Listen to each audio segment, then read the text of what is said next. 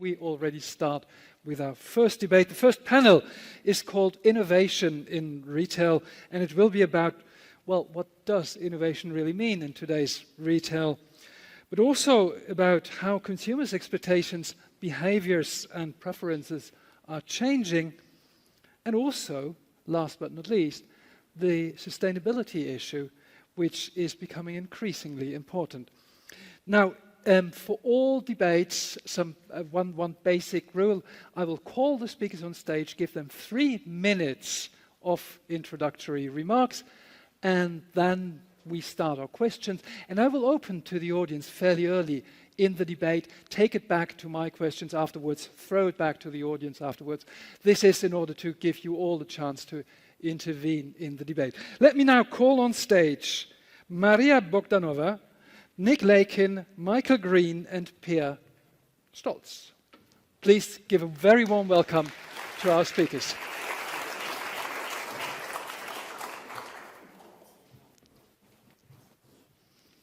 Nick, nice to meet you.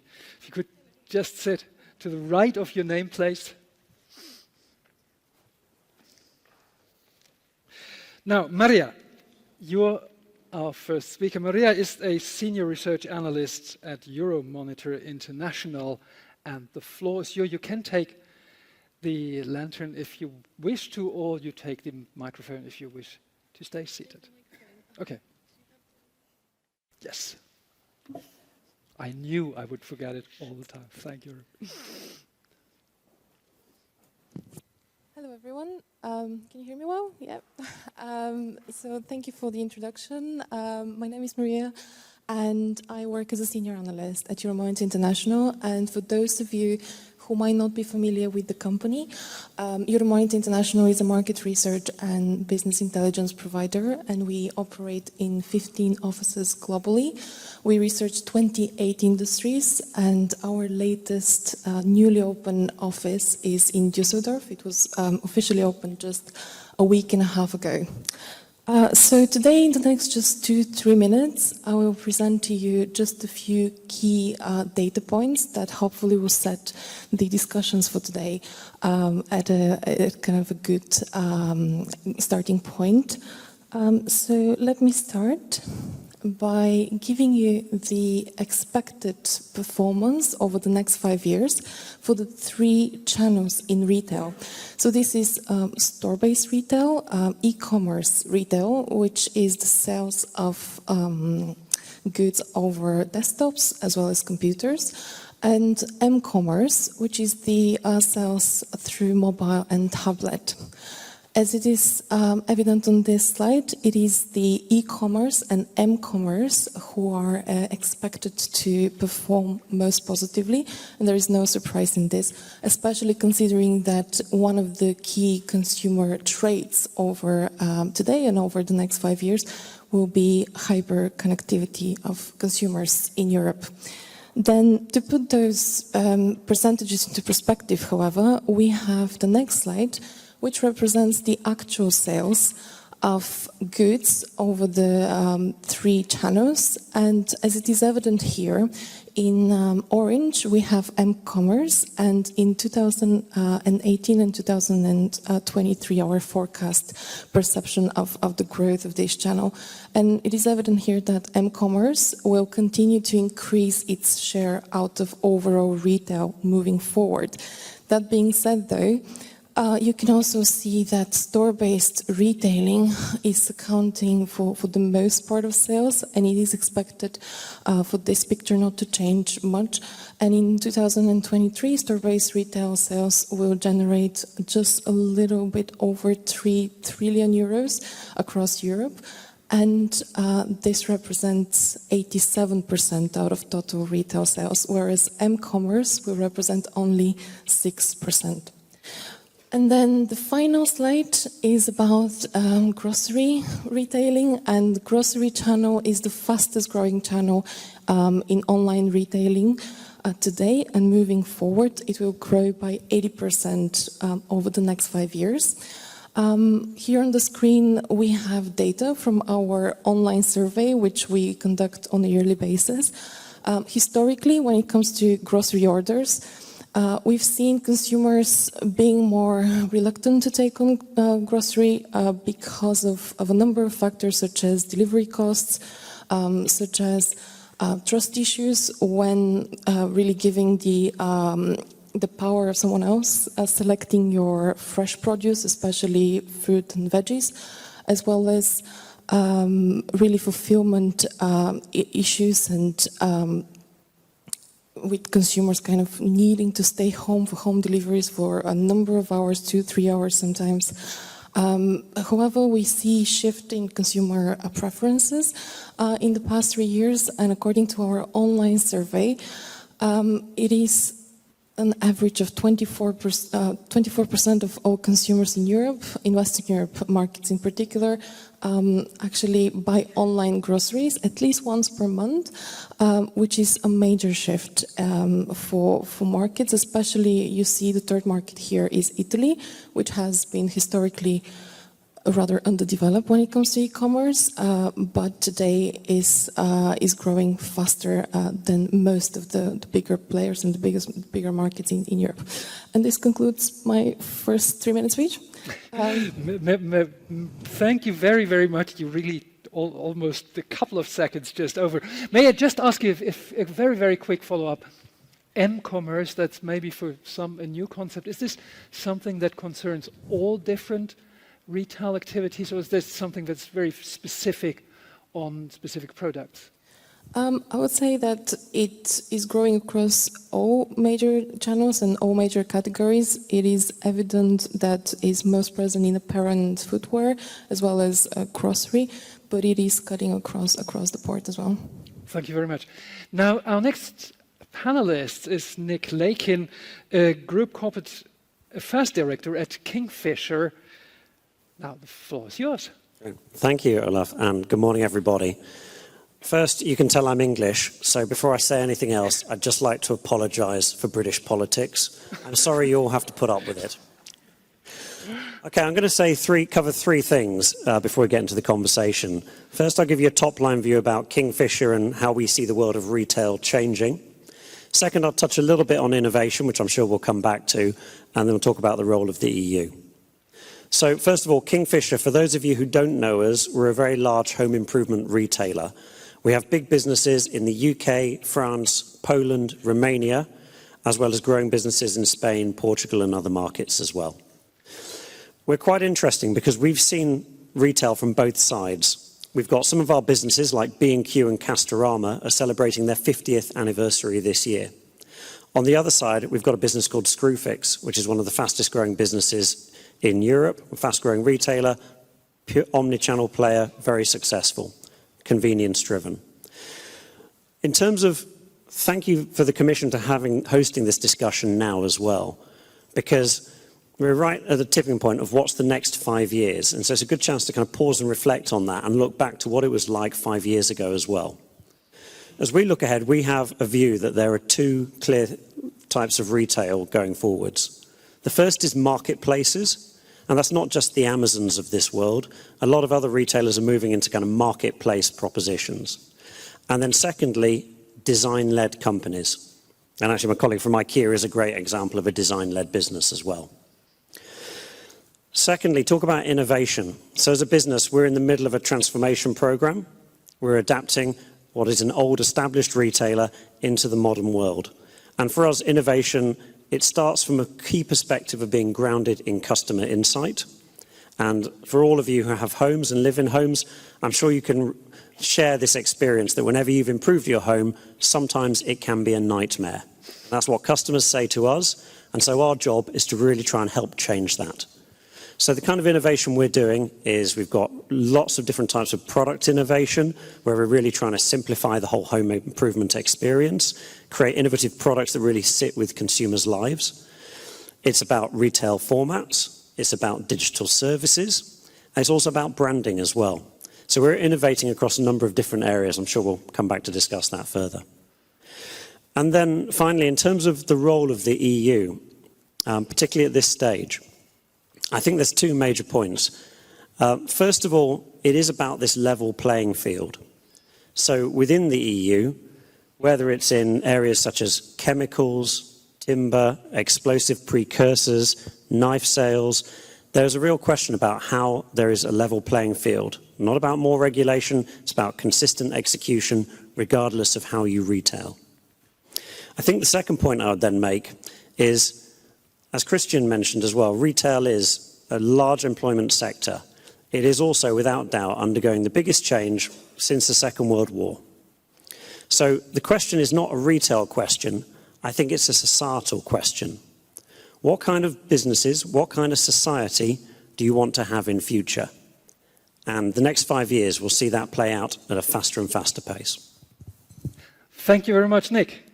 Now, moving to the next speaker, Michael Green, who is a Global Product Solutions Director for Platform Audience and CSP at Criteo. Could you just explain maybe in a first sentence your company, Criteo, and then the floor is yours for your introductory remarks. Sure. I think we actually have some slides to demonstrate just that. Thanks, Maria. So for those of you who do not know Criteo, it is one of those rare beasts. It is an actual European unicorn. They do exist. So Criteo exists at the confluence of both digital advertising and commerce. Our technology helps retailers, not just in Europe, but across the globe, deliver more personalized experiences for consumers through advertising and marketing on their own sites, and to diversify their revenue streams by building new lines of business. We've made a number of significant investments here in Europe over the past few years to support that. With Paris as our hub, we have launched an AI lab. Artificial intelligence is fueling all the technology that we develop and helping retailers become more efficient and effective at delivering more relevant experiences to consumers. For context, we have one of the largest footprints of retail customers on the planet. We see billions of transactions each day and some of the largest volume of product sales across both online, e-commerce, mobile, and in-store channels of any company. We have hundreds of engineers, many of which are located here in Europe in our Paris office. And everything we do has privacy by design. As a European company, we are conscious of our duties and obligations to help consumers have control and choice. So everything that we're building, while leveraging the power of the data assets retailers have built, enables consumers also to have control over their data. Last year, we announced the creation of a new business unit within Criteo to address what I think is one of the most exciting opportunities in retail. That is what we call retail media. Many of you might be familiar with Amazon's growing advertising business, and we believe that other retailers have the opportunity to diversify their revenue streams by entering similar types of businesses. We heard earlier about the challenges retailers face. Margins are compressed, we're struggling for revenue growth. Well, we hear again and again from retailers that diversifying their revenue streams beyond just product sales into things like advertising on their own sites can help combat some of these challenges. So we launched a business unit last year dedicated to providing retailers with the technology needed to launch these types of business lines.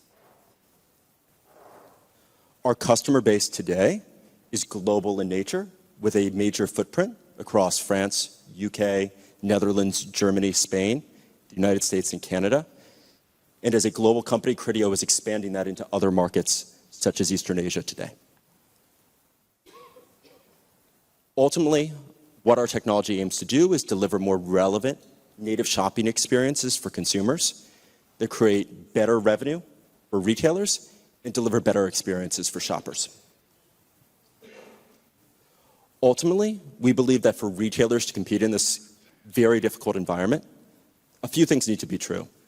They need a more open, transparent internet where they can compete effectively against some of the larger conglomerates that are operating globally.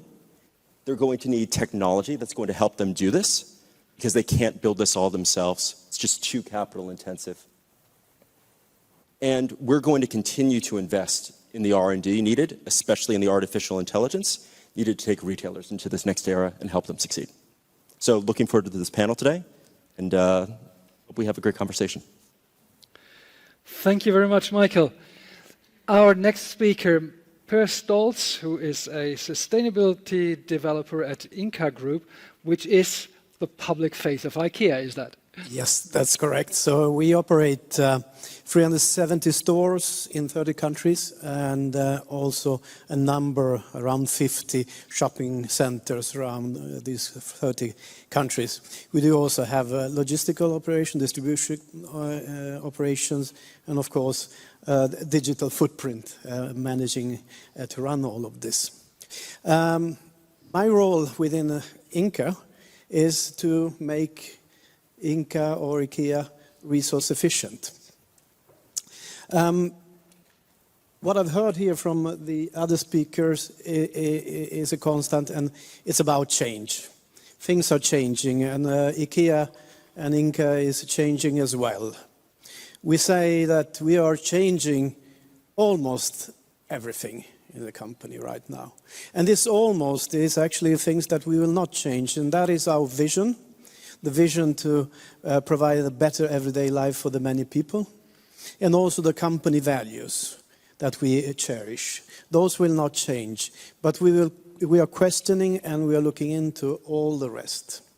And to give you two examples, one is, of course, which we have heard here already many times, this change from a cash and carry business model to a multi-channel business model.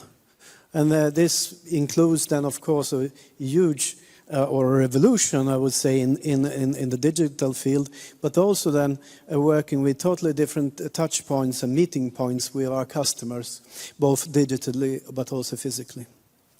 A second example, which I work quite a lot with, or very much with, is the transition from a linear business model to a circular business model. We can see that there are huge challenges, both in the markets, in customer behaviors, but also within sustainability. We can see challenges in climate change. We can see challenge in unsustainable consumption of resources, and also then challenges in equality. Circular economy is one way to make IKEA a more resource efficient company. It's not only about doing sustainability here or saving the planet. It's really to develop an economic model that makes the company grow in the same way while being within the limits of one planet. And just to give you a little flair on what we are doing, we have 4 commitments. One is that 2030, all our products, and we talk about 30,000 products, 2030 will be designed with circularity in mind. So following our 9 design principles for circularity. All materials in our products will be renewable or recycled by 2030. We also then, and this is more than relative to my work, exploring totally new ways of meeting our customers in a circular way. And as an example, we can say that we have announced that during 2020, so next year, we will test in all our 30 countries different setups for furniture as a service, where we actually test offering, instead of a product, a service. So service as a bed, service as a desk. And then fourth commitment, which I think is even the most important, is that we realize we can't do this by ourselves. We need to collaborate. We need to join hands here to make this transition possible. So over to you, Olaf. Yes, thank you very much. I'm already giving signs because you were running slightly over time, but I give you the opportunity to continue with a quick follow-up question. We were speaking about this just before this panel. I read in the local newspaper here in Brussels very recently an interview with, a local newspaper with a garbage man from Saint-Gilles, which is one of the poorer areas here, who said that he could really measure that from the moment, or rather a delay of 1 year, 2 years after IKEA has opened in Anderlecht, which is on that side out of Brussels, he could see that more objects were being thrown away and standing in the middle of the street. So how is sustainability possible if you are selling very accessible, cheap products to your consumers? I think it's a very important question for us because we very early on decided that sustainability or sustainable products is not for the few with a large wallet, it is for the many.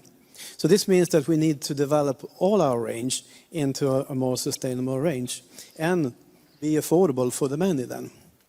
But to your question that points out that actually our furniture might at a certain moment not be used anymore because you don't have the need for it, you move or something like that. And that's what I guess this guy saw. And this points again to the very big importance of going towards a circular business model, where this furniture, instead of standing on the curbside, can actually have a second or even a third use of themselves, so prolonging the life of the products. Thank you very much, Per. I would like to start this round with throwing in one question which I would like to ask to everybody in the round. In a horizon, let's say 5 or 7 limits, will we still have retail shops as we know them now, or will this have totally changed? Maria? As I showed, the statistic data and our expectation is that stores will be as relevant as they are now. Maybe the propositions of store will change, but not necessarily their positioning. In particular, we've seen examples in the past year where stores are bridging the gap between online and the physical world. For instance, one such concept comes from France, the Casino Group, with their new concept introduced in October last year, which is called Le4 Casino, which integrates digital ordering through their digital wall, as well as integrates AI displays outside the stores. So we expect more so merge between the channels and kind of experiential shopping growing rather than negative impact on stores. Nick, the same question for you. No. In a very simple example, if you've got a big box, you're pushing a big box store, you're pushing trolleys around with lots of stock in it, you're then carrying it out to your car, it's all a bit hard work. Is that really going to be the same in another 5 years? I don't think so.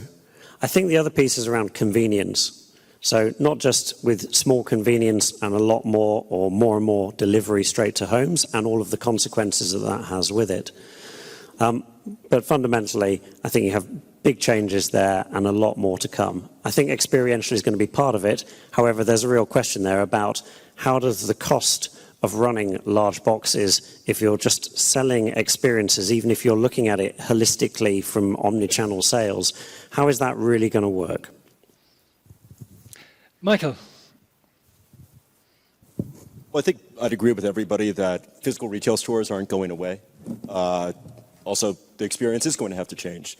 What I see with many of our retailer customers is that they're preparing by this change by thinking about how they can already create more coordinated experiences for consumers across all the places that they can shop. So a place a lot of our retailer clients are starting and where we're helping them is how do we begin to get transactional data all into one place? Move away from this idea of I have a mobile channel, I have a physical retail channel, and I have a web channel, and they each have their own siloed shopping data, and move that into one place so I can be more relevant to the consumer wherever they shop.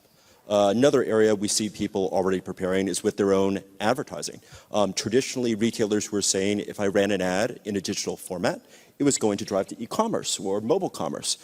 Today, more and more, we see retailers looking and saying, how do I drive a consumer to wherever they prefer to shop, whatever is going to be most convenient to them, and wherever is healthiest for the margin structure of my own business.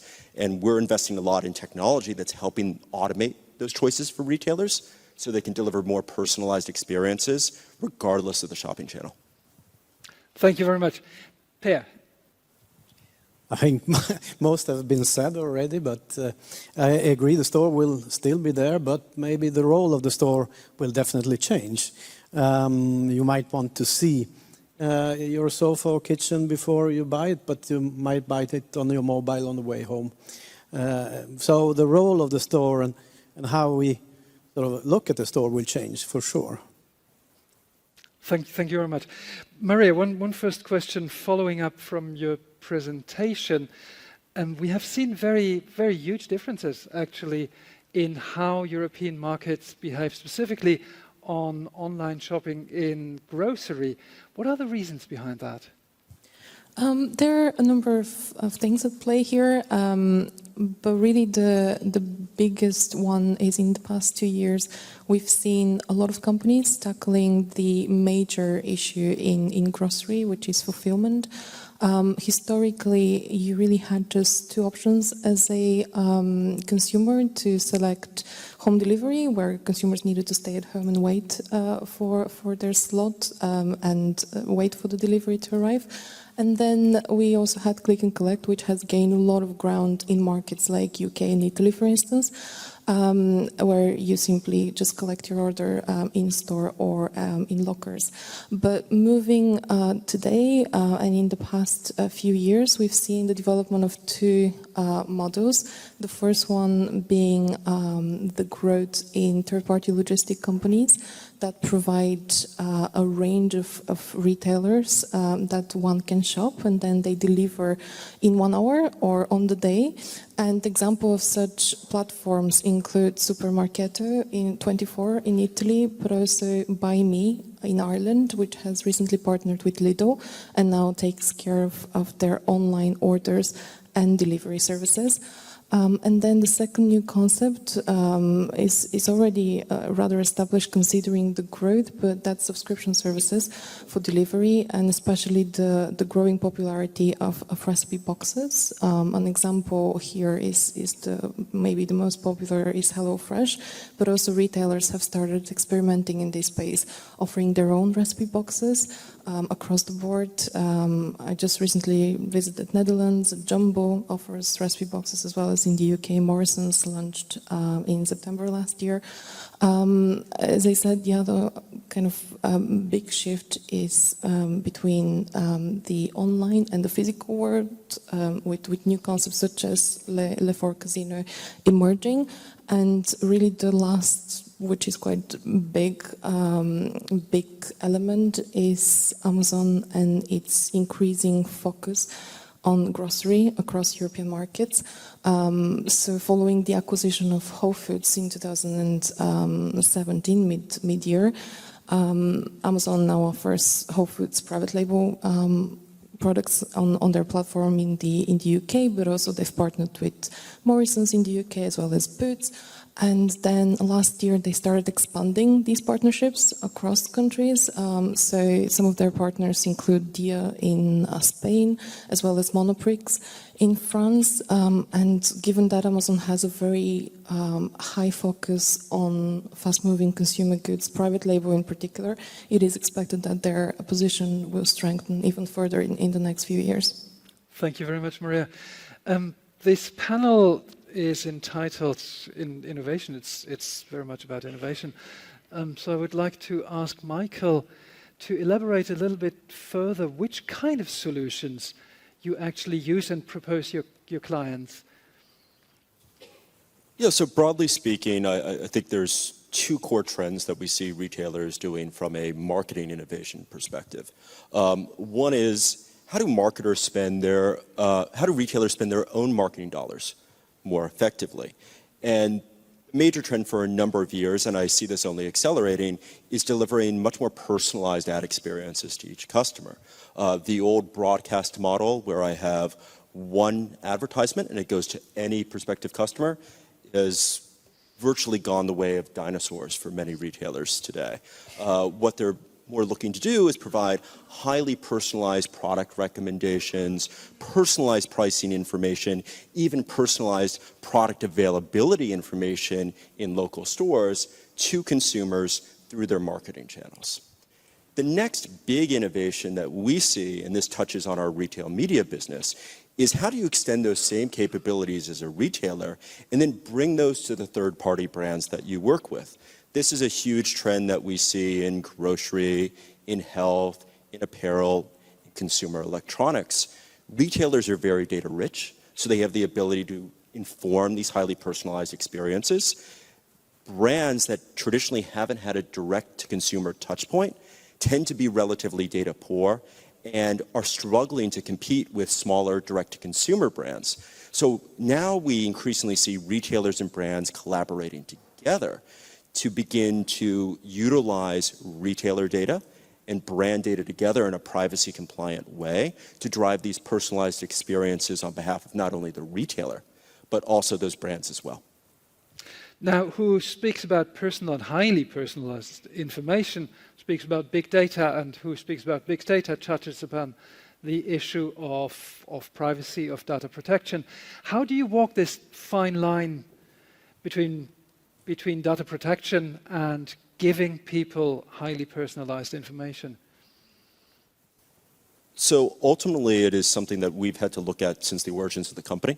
Criteo started with the idea of delivering these personalized experiences. And from the outset, privacy by design has really been baked into much of what we do.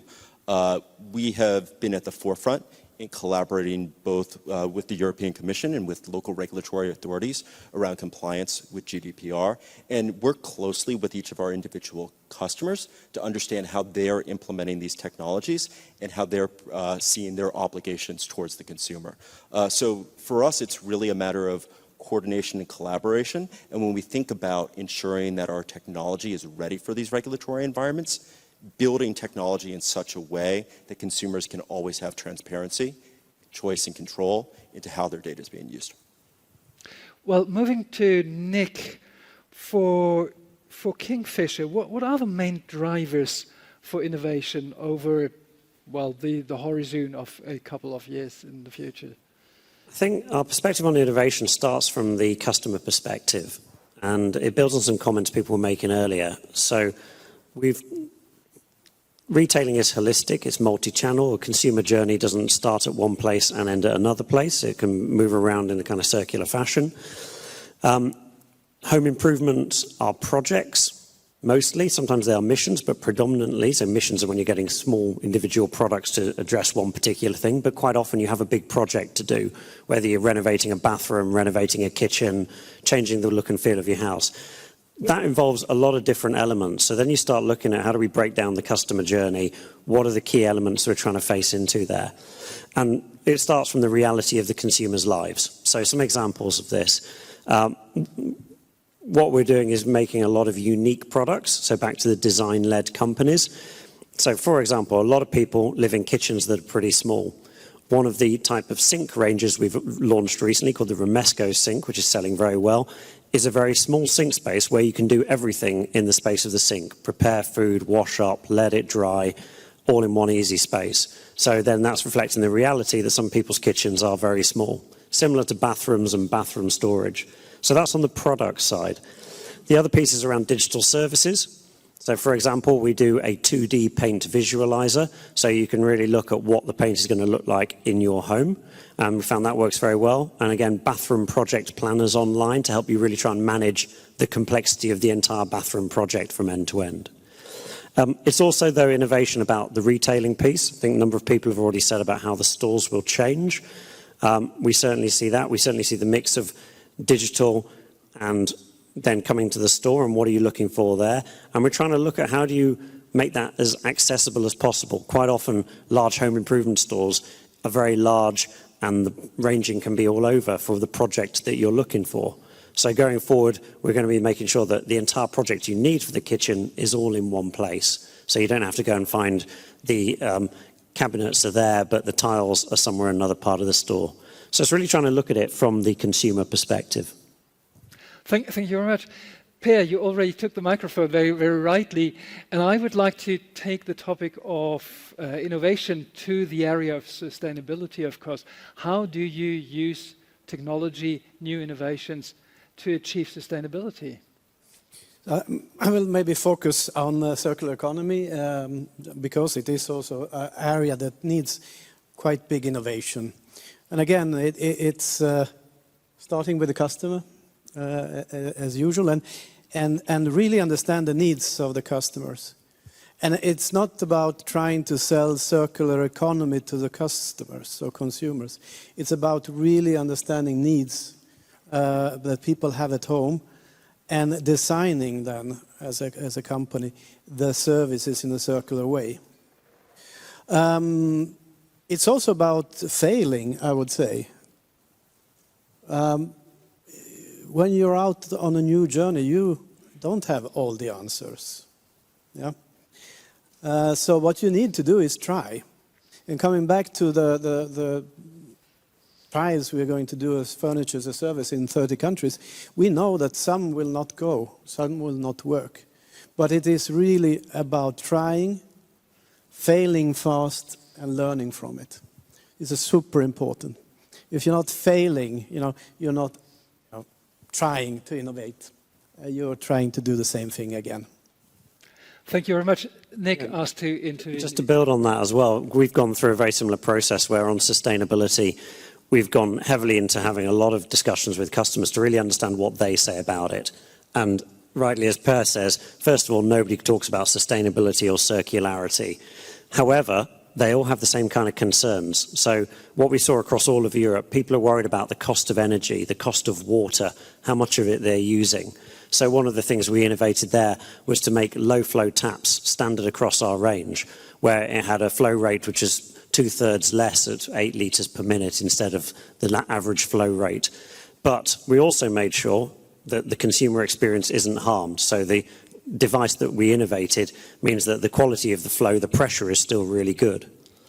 A couple of other examples, zero harm gardens. People are concerned about chemicals, what chemicals they're putting on their garden. At the same time, they want to have a beautiful garden.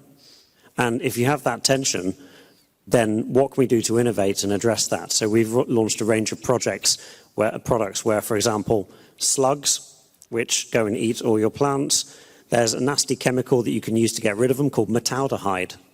And we've banned that from all of our ranges, and we've developed things like more natural ways of stopping slugs from going and eating those plants. So that achieves the consumer need, but it also limits the negative impact as well. Michael, is sustainability something that is relevant to your company, or is there any possibility to bring it into your business practice? So I think one thing that you're always concerned about as a big data company is energy consumption. So one of the elements when you deal with large amounts of data, we have massive data centers all over the globe that are helping process information and turn that into actions through our technology. A major cost center for us and cost of goods of delivering our product is the energy consumption needed to deliver those data centers. So one of the things that we always think about there is when you actually write the code that goes into developing those technologies, how do you write it as an efficient way as possible, which is ultimately good for the environment, but also good for our bottom line as a business, knowing that our primary cost to delivery is at the end of the day, the cost of delivering that technology to our customers.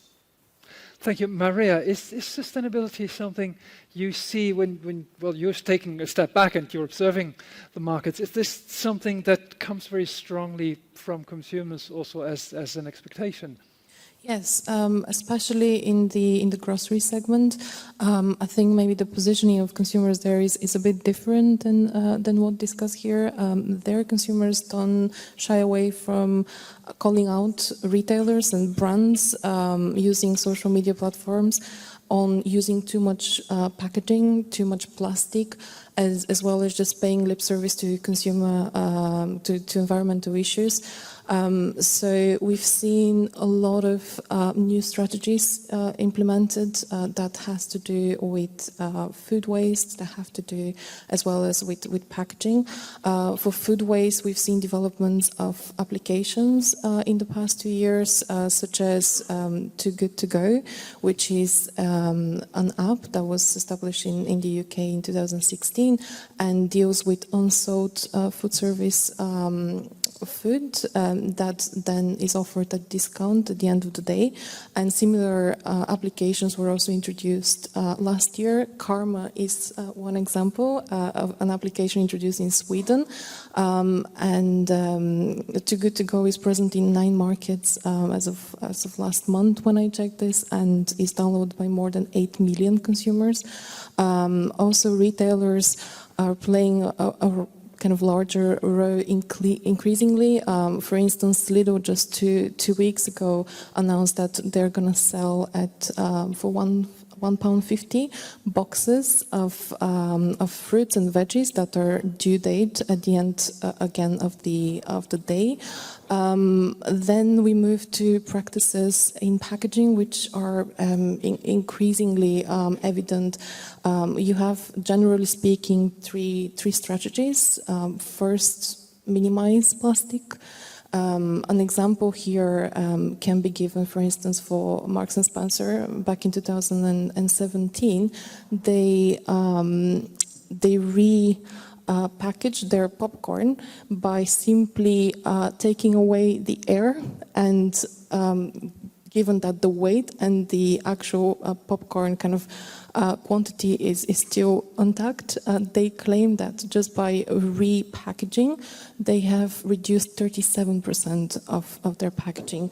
Then you have a second strategy, which is really about recycling, and we've seen, for instance, H&M, the apparel and footwear specialist, this year announcing a number of key targets, one of which was that by 2025, all of their packaging would be reusable as well as recyclable, which is very much in line with EU strategy for plastics. And then the final strategy that we see in grocery is eliminating packaging altogether. It's about just showing new concepts that allow consumers to bring their own containers and fill the necessary amount of products that they need. Examples of such are not necessarily very new. Gram is one example in Sweden, but also last year we saw a new concept, which is the first of its kind. It's Ecoplaza. It's the first plastic-free supermarket in the Netherlands. So there is a lot happening, but again, consumers are calling for it, and retailers feel the pressure from both consumers but also regulation. Thank you very much. Indeed, we might be shifting really to a big change in consumer habits on this topic. As I said earlier on, I would like already to open the floor to your questions. Are there already any questions in the audience at this moment?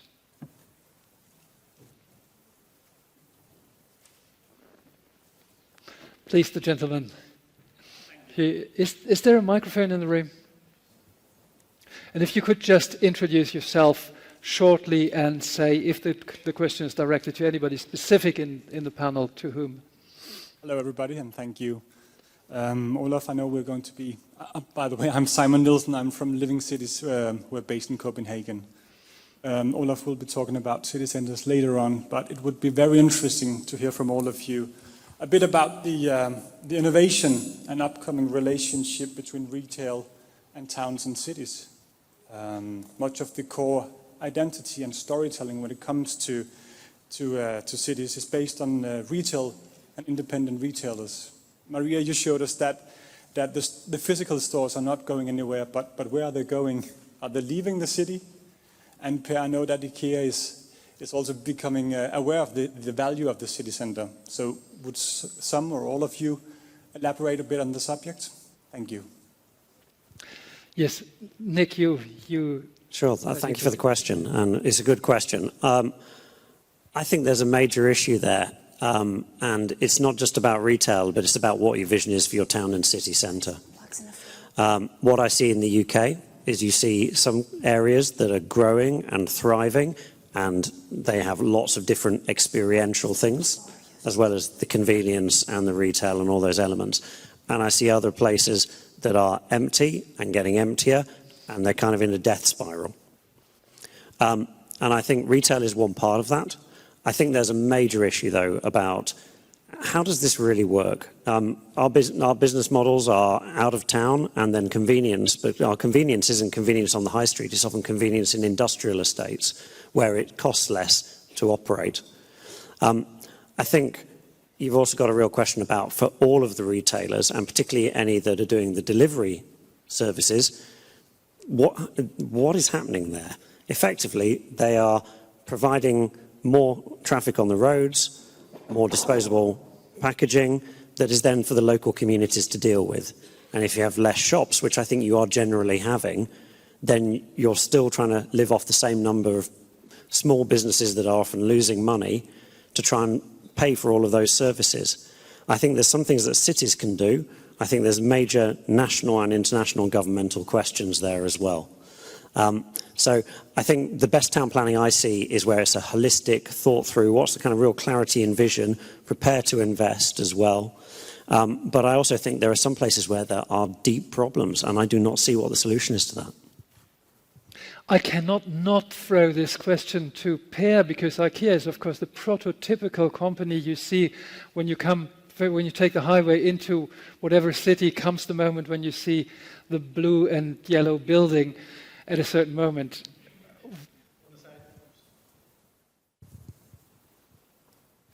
Yeah, definitely on the motorway, and that has been the reality for IKEA since many years. But change again. So what we see now is that that model won't work. I don't know about your kids or grown-ups, but my kids do not have any driving license or even a car. That's good. So that model won't work. So what we are doing now is really to getting into the city center. We're going the other way around. So we're opening up smaller shops, touch points, pop-ups in the stores and trying to be there where our customer base is. Then linked also then with a mobile business, then multi-channel, and trying to figure out how will our ecosystem look in the future. And we can see the city's really big role here in turning also our business, but also the lives of all the citizens into a more sustainable life. And really how we can collaborate together with the city center, city officials, and all our partners to make it a more sustainable setup. So, for instance, if we have a lot of last mile deliveries, how do we do that in the best possible way? How do we avoid congestion and pollution? And the only way to do it is to do it together. Now, another question I would like to ask a little bit everybody in the panel is, of course, because we are at this conference here, how could regulators help to innovate, actually? And that's a question maybe first to Michael. How could regulators help to innovate? What kind of boosts could you imagine coming from regulators?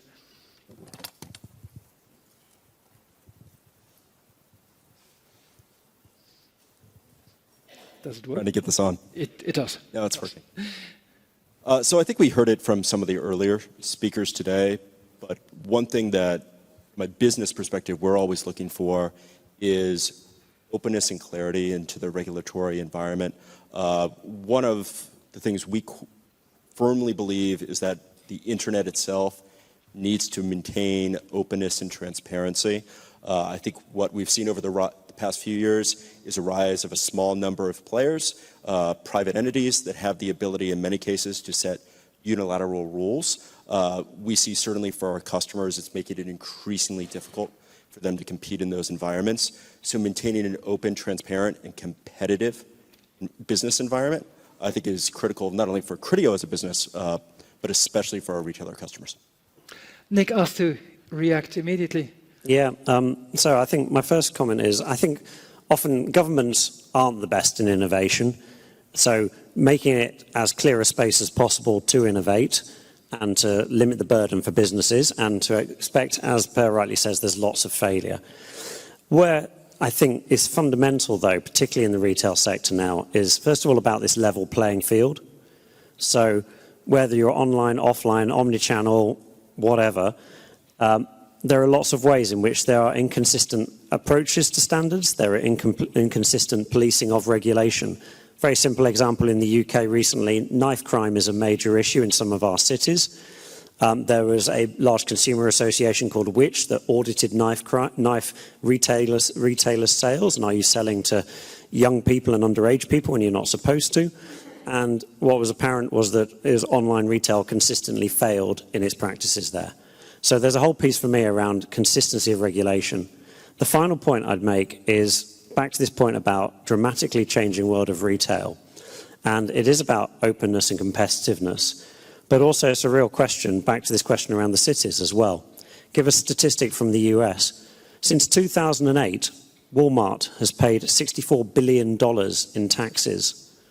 Amazon has paid $1 billion. So who is paying for policemen, nurses, teachers, public services? And is that what we really want in the next 5 years? Maria, from a research perspective, you need to share the microphone. From a research perspective, I think from speaking to some of the players, especially in the grocery segment, I think many of them request or expect more drastic changes rather than changes, especially when it comes to sustainability over the next 10 or 20 years. The industry needs more radical, more immediate changes, and that's what they're calling for. Whether that's possible, I don't know. I'm not one to judge, but this is what the retailers and the players in the market are talking about. Thank you very much. I would like to open again to the audience the couple of minutes we still have. The gentleman over there, where's the microphone? Yes. Thank you. Sasha Polverini from Walgreens Boots Alliance. When we talk about innovation, very often there's a debate related to innovation, which is about skills. So I would like to have the panelist view about what is your interpretation about skills innovation in retail specifically? Because when I ask the question to commentators or experts, they say, well, we need more IT and web designers. I say, well, this is for the whole economy, not for retail. Is it about using a tablet in the shop? Not necessarily, because this is really about using specific devices. So what's your view about skills in retail related to innovation? Yeah. Yeah, as you rightly point out, when you change something, the skill sets that the company needs is changing for sure. And that is a process, of course. As I think many companies, we're undergoing such a process internally in our company, where the new skill sets are needed, and maybe all skill sets are not needed so much. And that is a process, and sometimes a very painful process that we go through as companies. But we do so for then future-proving our company and continuing then to grow and creating new need for new skills and need for new co-workers. Maria. Yeah, I just want to kind of give an example. I recently, just last month, attended the World Retail Congress, and one of the topics that were covered are also topics that we cover here today about the speed of change in retail, as well as about innovation and how failure goes hand in hand with innovation. But partnering and partnerships are increasingly more important within the retail world. And when you say, well, IT, for instance, or analysis are not as important for retail, I think we all probably would disagree with this, simply because data is the new gold, is the new really valuable of retailers, and analytics, insight, or maybe outsourced and partnering with analytic firms is the way forward. Companies need to understand their data in order to drive change, in order to drive innovation moving forward. I'll just give a couple of examples from our business. Obviously, there's a range of core specific skills like data, et cetera, et cetera. Two things that we've driven heavily in our business is change and the ability to manage change, lead change, react to it, adapt to it. So we've led across all of our business large employee change training programs, both for leaders and then for colleagues as well. And then more specifically, one of the innovations that we've recently done, I mentioned about the word branding earlier as well. We find in the home improvement sector, it's not a heavily branded area. We've launched a brand range called Good Home. There's going to be an international brand for us, which is all about the best types of products. One element behind that, though, is a Good Home Academy that for all of our training, we're rolling out to give our home improvement colleagues a far greater depth of expertise when advising people about their projects. And so as we roll out different category launches, we've got Kitchens Good Home Academy, Bathrooms Good Home Academy, Paint Good Home Academy. So we're really raising the level of colleague expertise across the whole business as well. Michael, I guess skills is a crucial element for your company too. So I think, I'd repeat everything that everybody would said about skills, but I think an element that's often ignored is organizational structure and incentives.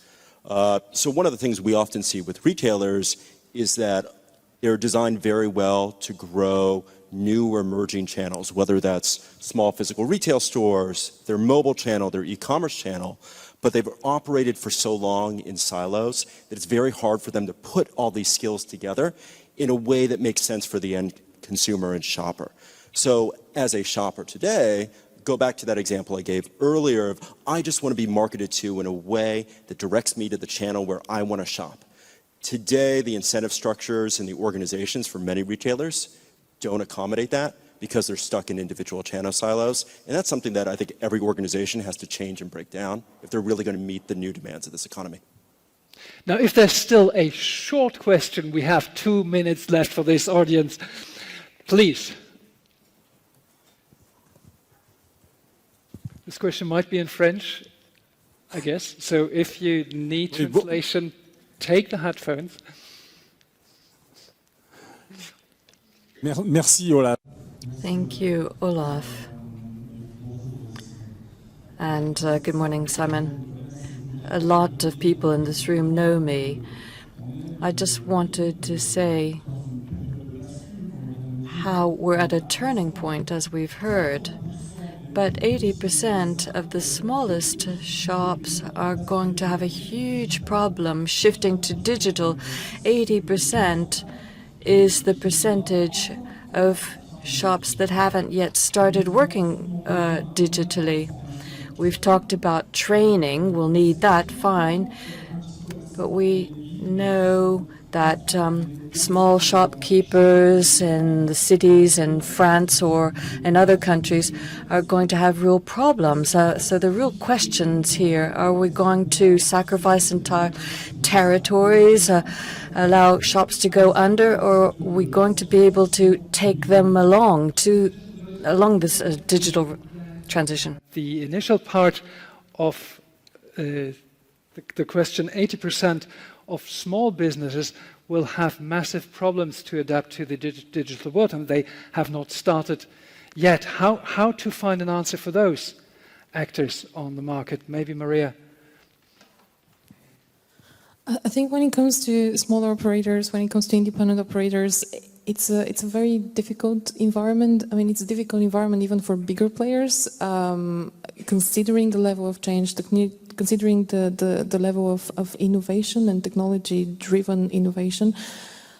When it comes to smaller players, I think one of the sort of key trends, consumer trends that they could perhaps sort of establish and work around is firstly, the most urbanized consumers, but also secondly, the power of communities and the growth in sort of supporting local businesses.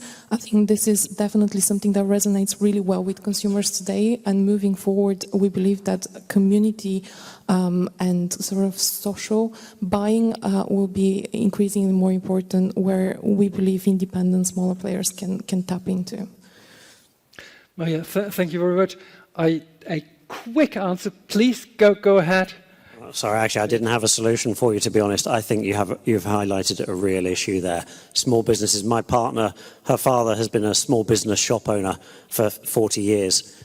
His business has shrunk and shrunk and shrunk, and the community don't shop there very much.